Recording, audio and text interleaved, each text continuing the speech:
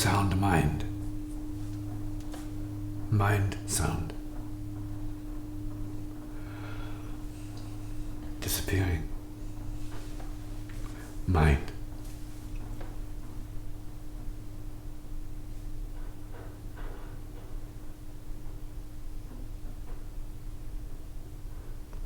Going. Mind. Disappearing.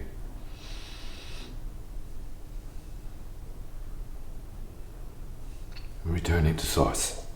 Mind returned to source.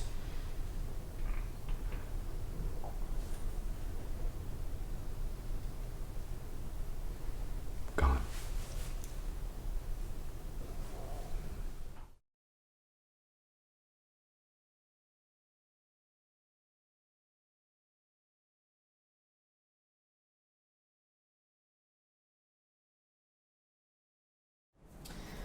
It seems as though in this part of my practice, questions are being brought up about beingness and not beingness, and things existing and things not existing, and being an individual and not being an individual. How long have you had this problem? Not that long. Okay. Can you comment on that or clarify it at all? Or I hope not.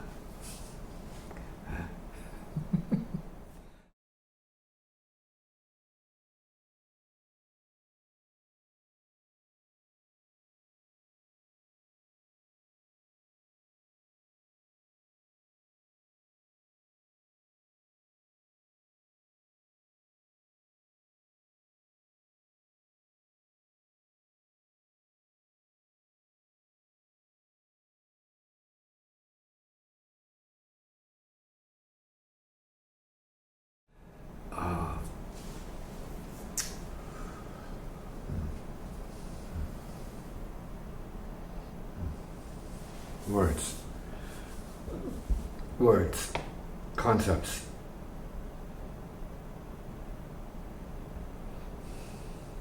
Thinking.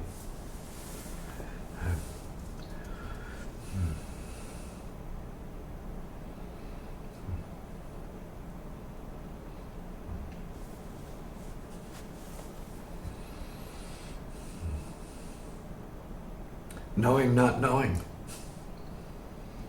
Right. Not knowing, knowing.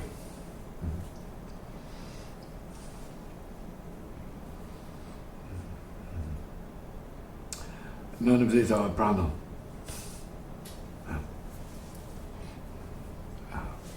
Being's not a problem, and not being. It's also not a problem. In other words, nothing's a problem. That's the sermon for the day. Nothing is a problem. So knowing that nothing is a problem was a problem.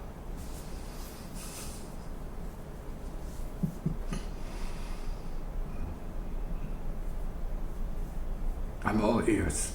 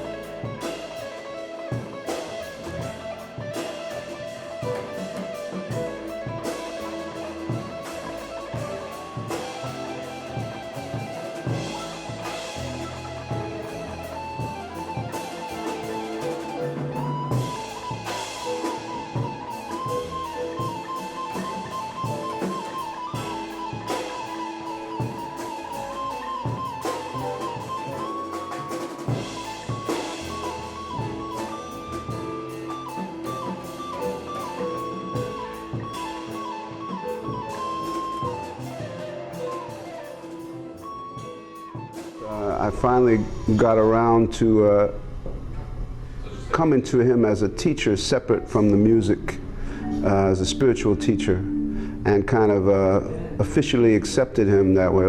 Basically, I asked for help, which I never had done before, and that's really changed a lot since then, you know, and from that point on, he's laid a lot more on me, which is good stuff.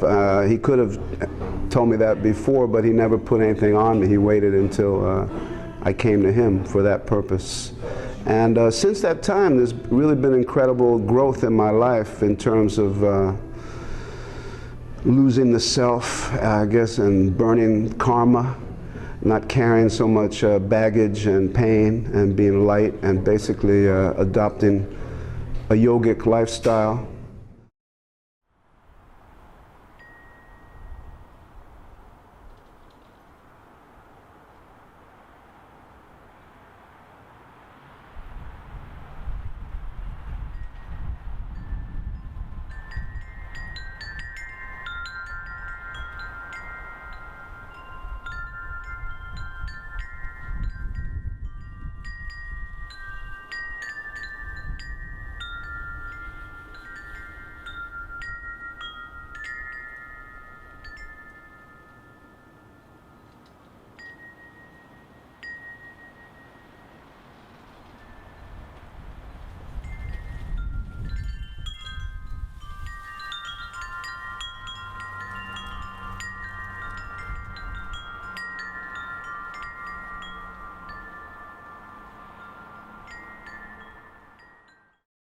And then the real question is, what do you need to know? See? What do you need to hear? And you might say, just anything, please, talk. Just say something. Give me something to meditate on. And so on.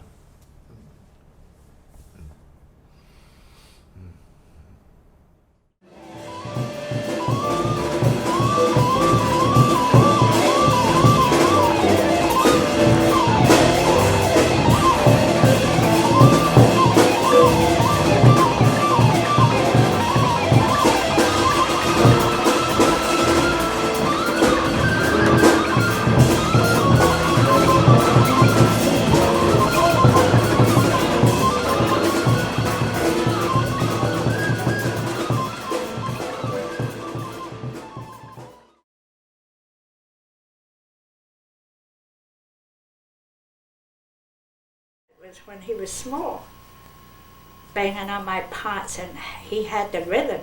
He had whatever God gave him. At the age of 2, I saw. And we have a friend, Raymond Sharkey, who was very close to us. Went to a pawn shop and got him a bongo. How, at 2? 2 years old. And he played that bongo like he was a master, and he was just a baby. And I didn't have to deal jumping over my pots that were all over the floor. Mm-hmm.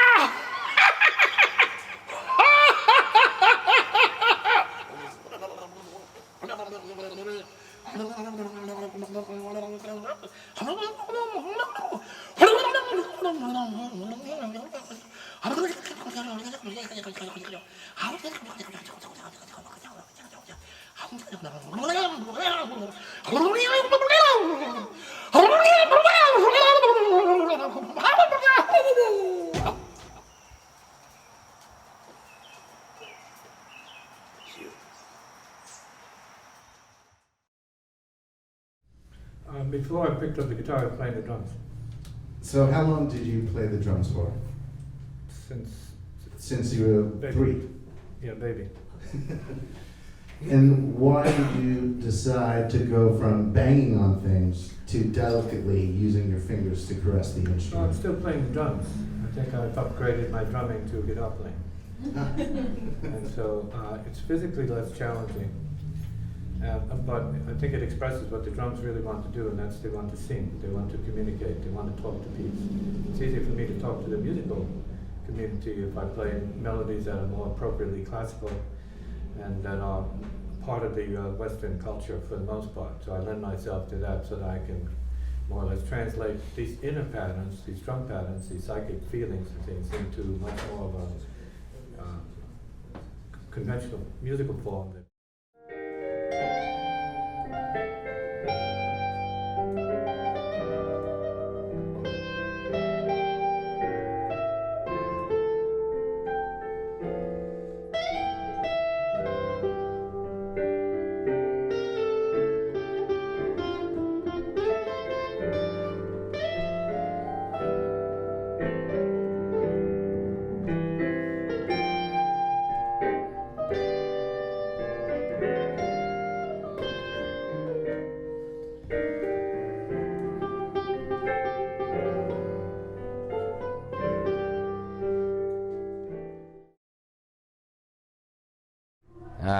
This man, when I was 19 years old, right after first year college in Toronto, just came across him playing guitar in the village up there, Toronto, walking home early in the morning after being out all night. Walked past Cat playing guitar, sitting on a stoop, playing these melodies. I walked about 5 steps. Oh. Sorry. I just put it Cool. on. Just put it on and just, we don't care about the warm. You grab that just so we get your voice. Go ahead. More comfortable standing up. So anyway, I walked about 5 steps and I heard it. I turned around immediately, walked right back, and said to him, what are you doing? How do you do that? And we introduced each other, and within about 5 seconds we were walking, finding a piano, going to a piano that very morning. And we played together that morning, into the morning. I found a piano over at the college where I was going, in a little practice room. And we have been playing together ever since. I started playing with him right at that time, and I knew nothing about the kind of music that he was doing. But he became my mentor at the time.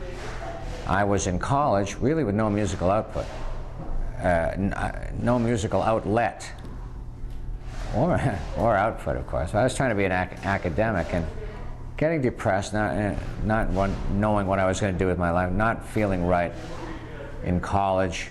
But after this point, meeting early in the morning, I started apprenticing with him, and he really you know, he was putting together a group in Toronto.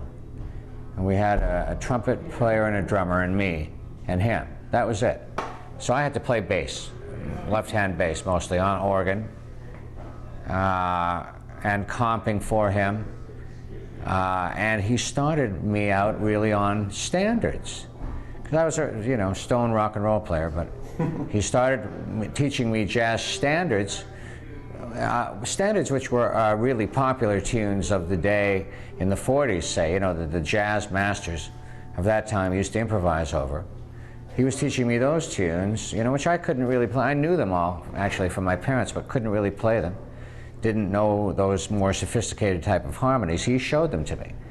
Started me really learning about that, and then took me outside with him once I had learned a little of that. All these complicated chords that he showed me, then all of a sudden there's no chords. Just play. You know, and that's the kind of music we ended up playing in Toronto. He had compositions, those structures, sometimes they'd be out of time, though, sometimes in time. But often just modal playing over one chord, and then of course every chord the way he does it, you know. But he taught me anything I know about that type of music. And about even, you know, although I never really learned how to play bebop, but anything I know about that era he taught me as well. And he still is the most phenomenal player I've ever run across. And I have played with, you know, so many of the guitar greats. And there are some, you know, awfully great ones out there. But this man, Tisziji Muñoz, kills me. That's all I can say. So when he calls, I say, what time?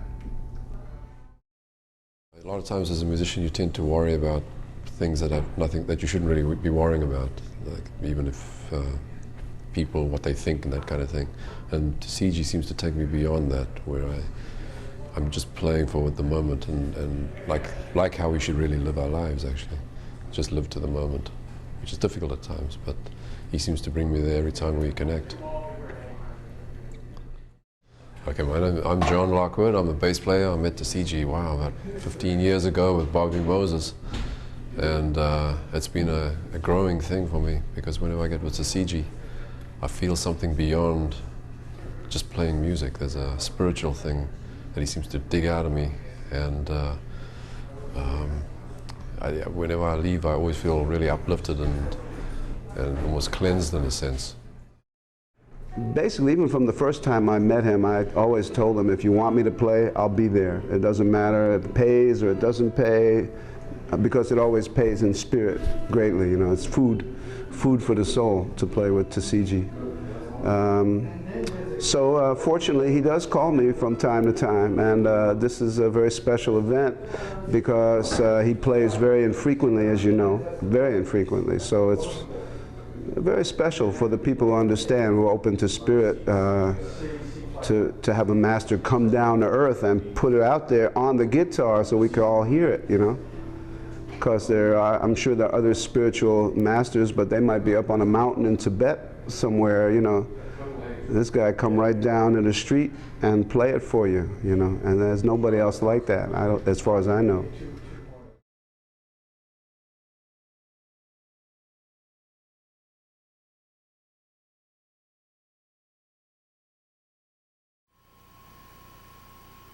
He also knows how, when you're down, how to pick you up in such a gentle, sweet manner.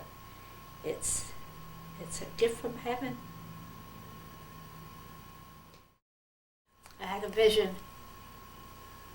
I went to sleep one night, and I had Dennis, I had Amida, I had Miracle, who was only a baby, and I had Tisziji. And I dreamed it's very dark, and there's a big hill, and on the top of the hill, I just see the two arms with the white robe and the hands. And I hear the voice, and it says, "Come, my child." So I says, "Who, me, my Lord?" Of course, to me, I knew it was my Lord. And it says, "No, not you. again he says, "Come, my child." "Who, me, my Lord?" And he says, "No, not you. You are a child." But I didn't know I was pregnant. He let me know I was pregnant. Because I have a baby already in my arms. I could never be pregnant with a baby in my arms. When he says, "Come, my child," I go, "Who, me?" again. He says, "No, him." And when I turn around, it was Tisziji. And I begged, I went, "Oh, dear Lord, you can't take him. You took his father. I love my children."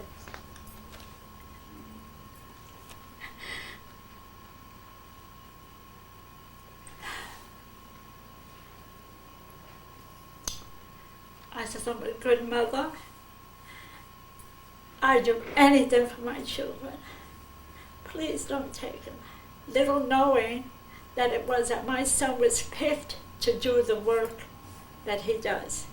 Today he is who he is because it was already given to me, and I knew he was special. And he is special, not only with me because I'm his mother, he's special with everybody.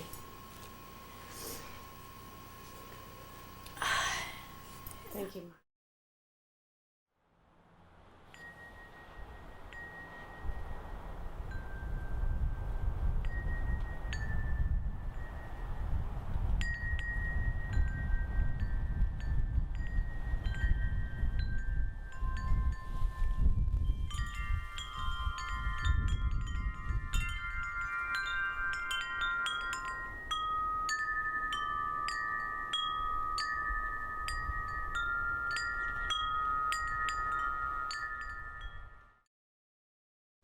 There are certain moments in the process where it's necessary to cut deep. Let's say the surgical process, if you call it that, for the healing. The healing on occasion requires that there be a deep cut, deep incision.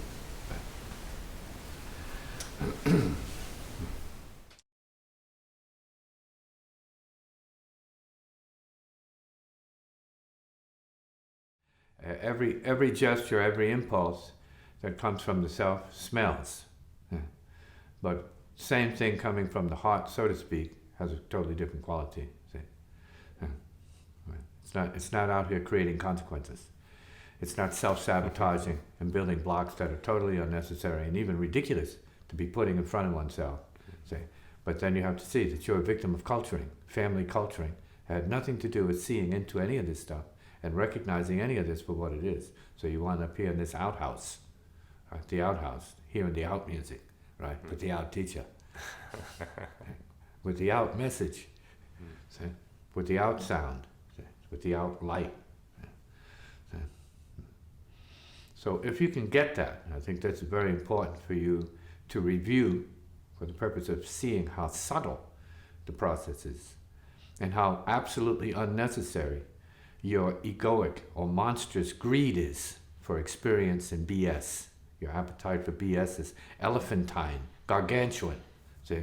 It's a way of life for you. You specialize in it, right? And you may as well retire right now, right this second. Give it up. And become human for a change. Instead of a personification of garbage.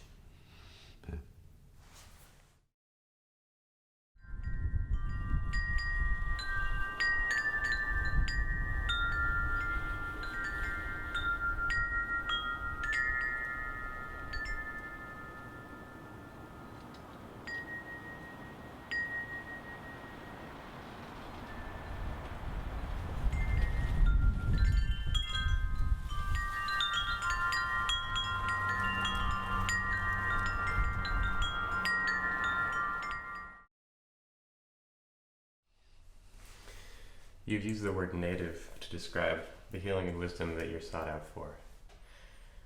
How is this related to the wisdom that's handed down through cultural streams like Native American or Buddhism?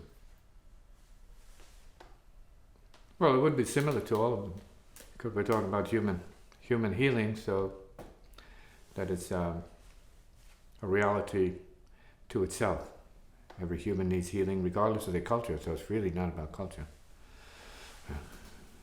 It's like breathing is not about culture. You say, well, are you breathing? You're talking about breath. Does that have to do with one particular culture or one point on the earth that's distinct from another place in another solar system or another galaxy? Say, this has to do with what is universally the case. We're talking about universal application of language, which includes the other traditions, but it may be different. Okay. Because in this case, when I'm speaking about native, I mean born, what you're born with. How does the native intelligence you're talking about,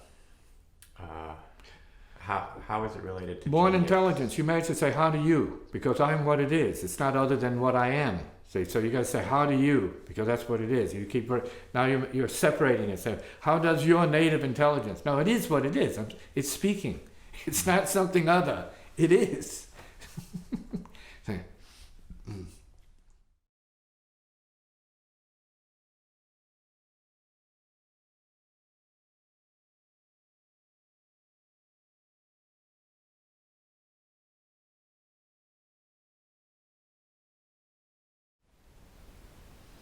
So what we're talking about here is the master as kata, the master as burn process, not as teacher or guru as such. No, this is devastating. See, this is not anything that is comforting. See, and thus we would call it the swift blade. See, gone already. And thus the term gati, see, got you, gati, got you. See, head rolling already.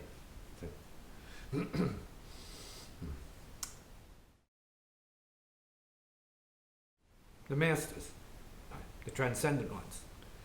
You can't see them. They don't belong to any club.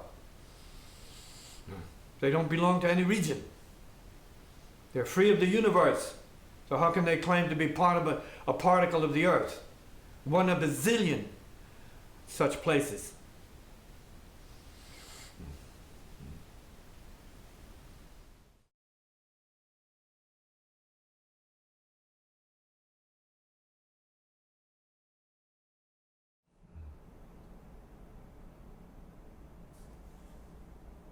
Only confusion needs clarification, right?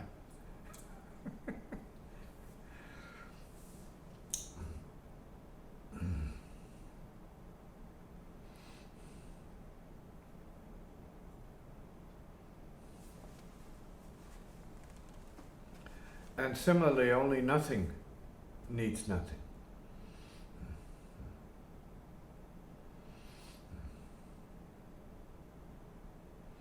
And only silence needs silence. Fair.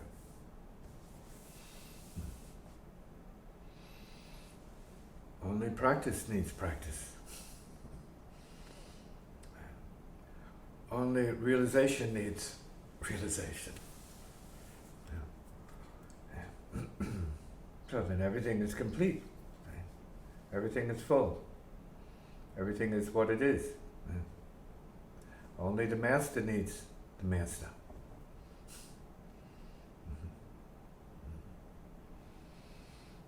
It's very helpful.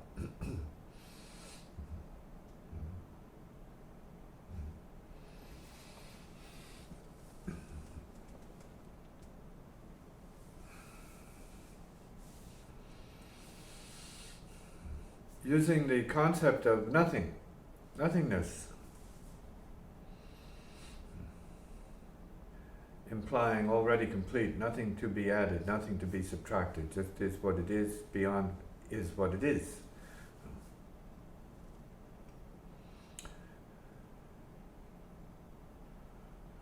Is everyone everything they need to be?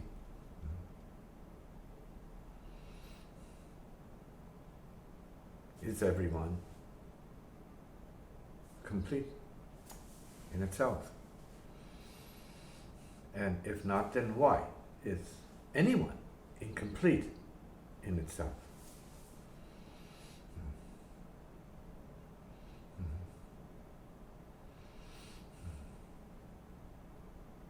And is the anyone who is incomplete in itself completely so?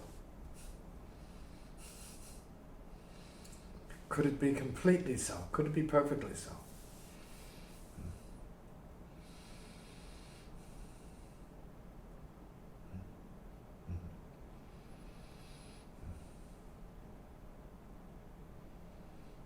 Could the one who questions question itself, questioning itself, and come to the point of who cares?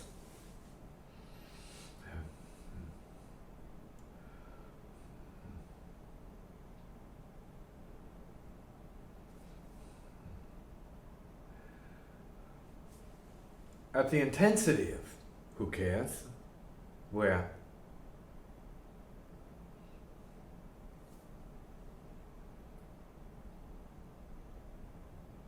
Who disappears?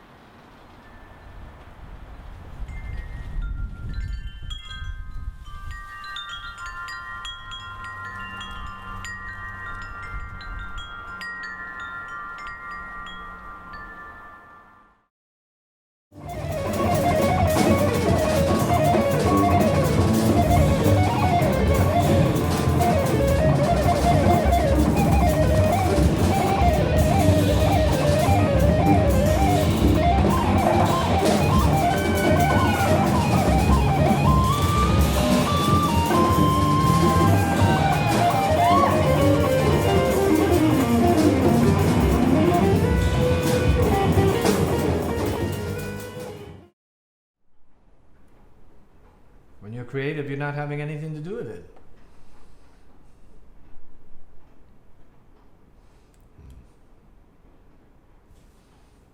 Creative genius is doing without doing or having any sense of doing it. Creative genius is also knowing it but not knowing because you have no sense of knowing it. So ego has nothing to do with it.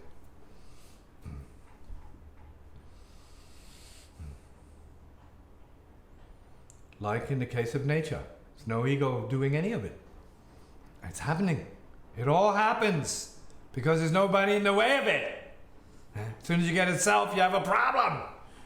Gets in the way of it, all the problems show up immediately as unnatural because somebody's thinking they know beyond the universe, the flow of the is of all. Say, oh, I know how this goes. No, give it up. Nobody knows.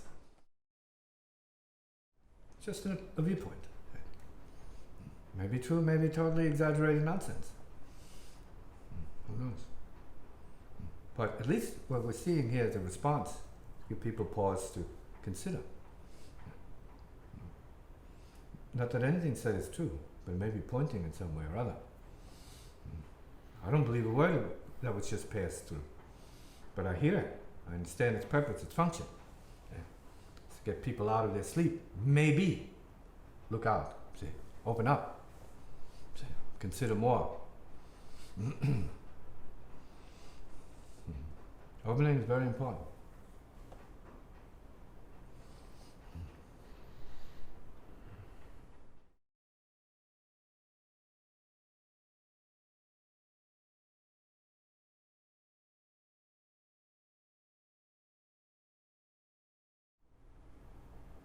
A dungeon of doing, being, self-limitation, egoically imprisoned, unnecessarily. Comment.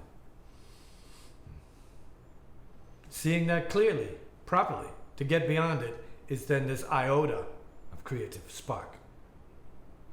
It's like having a big pile of papers and books, and then you have a little match. See, what's the match mean to all of that? That's creative.